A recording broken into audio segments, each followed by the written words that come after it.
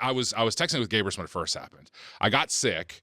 I got sick from a friend, and I knew that they were sick. I'm so paranoid about getting sick. I hate getting sick. And I got sick, and I was like, oh, whatever, I'm sick again. And I didn't really test if it was COVID that time, and it 100% was COVID. And But you didn't like go to concerts or anything. I stayed in for a full. This is about a year and a half ago. Or You whatever. were one of the holdouts.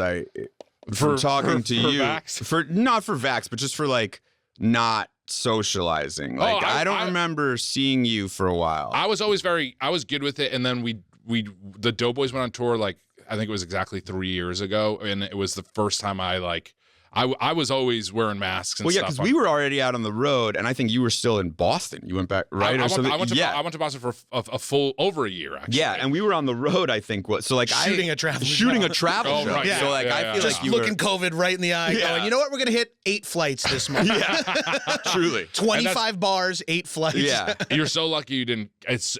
we got it. I'm saying you're so lucky you didn't get long COVID because it's 1 in 10 people get it. Basically, is what they say, and it still is possible to get. It is a thing where people should just be masking on planes still, no matter what. Like and the issue is that people get sick and they're assholes and they just go out and do whatever. And I've always hated that. Like if I have a cold or a flu or whatever, I stay inside. There is like a new. You got to work. You're like you don't have to do that. Like I know some people actually literally do have to do that. I'm not saying that but like a lot of people that are like I got to go to work. A lot of those people don't have to do it. Right. Yeah. And they like could work from home or whatever. There are some people. There are working class people that 100% have to go to work. Yeah. And it is that sort of thing of like, we don't mask, we don't do a good job with it. And I know that this sounds like 5 years ago or whatever. No, I think it's very current now. And I feel like we're going to be in this kind of dialogue for the next 8 years that I'm alive. Bird flu. I mean, like bird flu. You're gonna have to put me out at 51.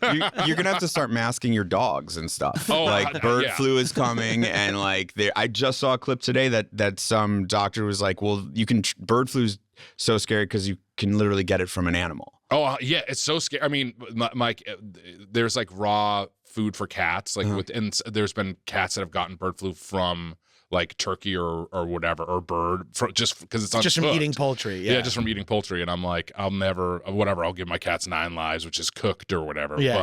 But the long COVID thing is I got sick, and then the next week you were having like more brain fog than. It was so bad. Adam is my creative partner. I'm familiar with brain fog. And what does that mean to you, brain fog? Because to me, a lot of those symptoms are just how I get through life. Yeah.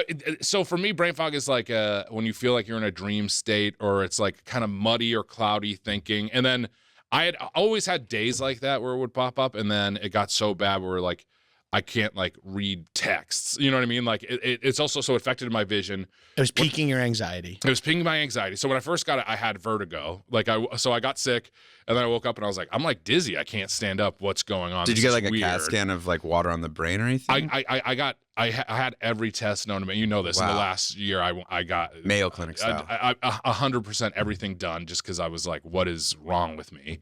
And I didn't know what was wrong with me at first. And I started using a CPAP. So I was like, did the CPAP trigger this, or like this sickness that I had? I always was like, oh shit, is this like some sort of long COVID? And when I was looking up symptoms, immediately people were like brain fog and vision issues like floaters and disassociation. So like when you look in the mirror and extreme lethargy and fatigue. Yes, which is always hard to pick. Yeah, it's hard to spot. Yeah, hard to spot. Again, those things that's are like tough. whenever someone's like, "Oh, you'll know you have it if you have diarrhea." I'd be like, "Chief, I'm doing it all day." Yeah.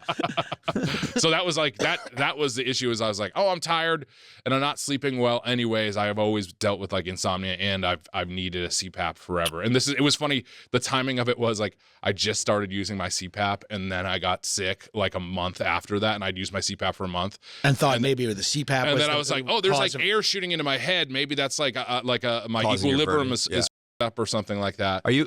Do you suffer from depression? Well, I had in the past, and then when it came back with this, there was so much anxiety and this is the embarrassing thing. And so it's that sort of thing of like, I just told 2 people back home in Quincy, I was like, I have long COVID, and they were like, that's not real. You know what I mean? Like they're probably like, not the best people to confide in. 100%. The town. Other people were like on board with it, but even doctors, like you tell you know what I mean? You're like, this is what's going on, and they're like, oh, those are kind of vague symptoms. You know what I mean? And on the other hand, you're like, dealing with this thing where you're like in your house and everything feels blurry and you just feel like in a like you feel like you're in like a coma. It's crazy. You feel, you just it's the closest I feel like to like losing your mind or having like Parkinson's or Alzheimer's or right. something like that. You were just like lost. Yes. You were feeling lightheaded. You got panicky, right? Yeah, like, I got so. I mean, it got bad when I first had vertigo. And by the way, if I lead you down something you don't want to talk about, you don't have to. I've been along for this. Haunted. If you want to know the real truth of what was going on, because you fell down, you thought. Like, did you? I had vertigo for the first time. I think it was my body being like, "What's going on?" And I was like, not able to. Your mind was like, "This isn't physical. This is something exterior." Yes, and it was Halloween time. This is very embarrassing. This is just going to make people think that I'm out of my mind, anyways. But you're not so much out of your mind as like a Boston Catholic, yeah, which is yes. a way of being out of your mind. Already, ghosts and shit is right, like exactly. half of what you. The guy believe. is a 40-year-old man who's afraid of the devil. Yeah, it's like half of your whole life is to be afraid of Satan and Jews. And I still am. Yeah. No, it's a lot of work to get him. That's why I sat here. I was gonna sit there. I was like, let's make Mitch comfortable. I'll sit across this table. He's not as comfortable with me. I'm from Long Island, so I've been too close to them. But it's like we all know who he's more comfortable with. The mirror.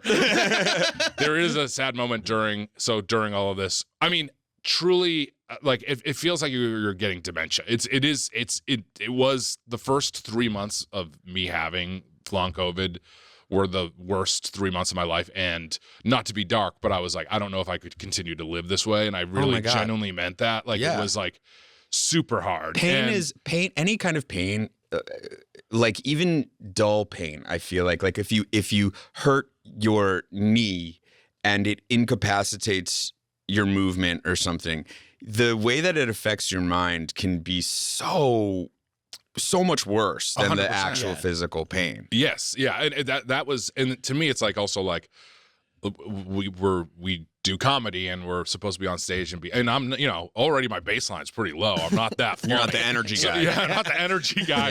So on top of it, to be like, I can't think straight. You know what I mean? Like that. I don't remember seeing photos of you at the UCB like holding a bunch of people up, climbing the back wall. I don't remember those. Those moments may have escaped me. The birthday boy sketch where you're running on a treadmill. Yeah, I think I forgot that one. The UCB floor. Every time I try to climb the back wall, they're like, no. There's like a guy with a tool belt going, yeah. No, I'm not the highest energy guy anyways, right. But so like to then also be like, oh, I can't, I'll sit inside and I'm just even things like, what did I just think of a second ago? There was so much stuff like that, which happens anyways. And as we're you getting get older, old. That happens anyway. So it was like, oh, maybe this is just me getting old and this thing will pass. But it was 3 intense months of it. And I remember I called my mom and I was like, I've been like a little paranoid and things are going on mentally that I've never experienced before. And my mom, to her credit, was like, I'm coming out. And she was coming out anyways, like a few weeks later, but she was like, I'm coming out this week. And we went to a million doctors, and they and this I want to take a moment here to say I'm very proud of you because you, like me, are a little medical resistant. Like that's the thing. Lifelong fat people have a hard time going to doctors, and we could actually unpack this at length. And it's very because difficult. They're always like, well, you're fat. That's always the issue with the doctor. But that's I guess all that to say we're a little resistant to ask for help, and then you had to do it like 100% more than you've ever had to do it.